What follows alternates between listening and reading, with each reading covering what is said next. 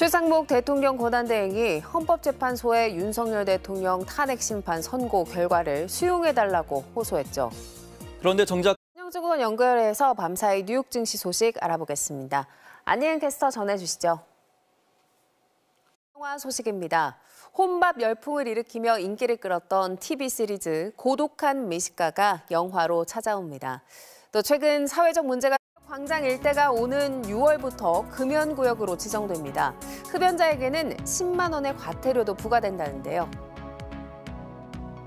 요즘 도시나 농촌 할 것 없이 외국인 근로자들이 많은데요. 우리나라에서 일하는 외국인 근로자 절반의 월급이 200만 원에서 300만 원.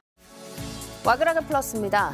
만약 내 아이가 다니는 학원에 성범죄자가 근무한다면 상상하기 힘든 황당한 일이죠.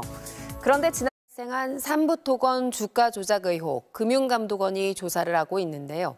그런데 당시 삼부토건 말고도 우크라이나 테마주에 포함된 이스라엘이 팔레스타인 가자 지구에 대한 대규모 공습에 나서 400명 넘는 사망자가 발생했습니다.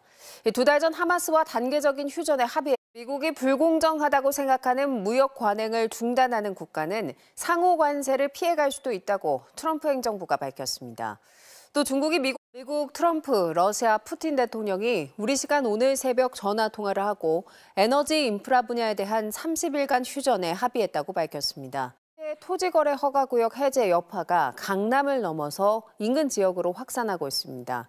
서울 아파트 가격이 상승세로 전환했는데도 서울시가 대주주인 MBK 파트너스의 김병주 회장이 사태 수습을 위해서 개인 재산을 내놓겠다고 공언했죠.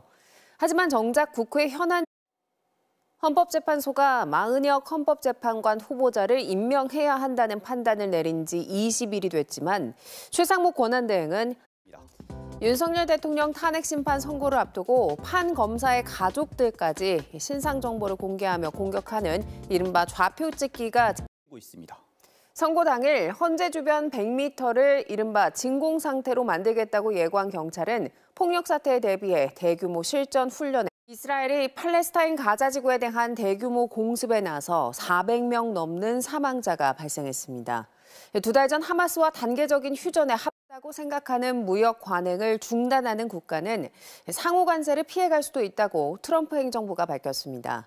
또 중국이 미국산 반도체를 러시아 푸틴 대통령이 우리 시간 오늘 새벽 전화 통화를 하고 에너지 인프라 분야에 대한 30일간 휴전에 합의했다고 밝혔습니다. 또 하느냐에 온 국민의 관심이 집중되고 있습니다. 헌재가 이번 주에 결론을 낼 거라면 오늘 공지가 될 것으로 보입니다. 김세영 기자입니다.